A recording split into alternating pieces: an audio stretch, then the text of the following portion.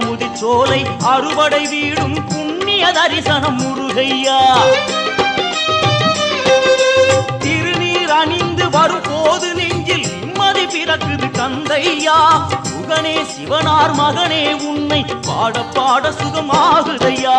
வேல் முருகா அரோகரா அரோகரா.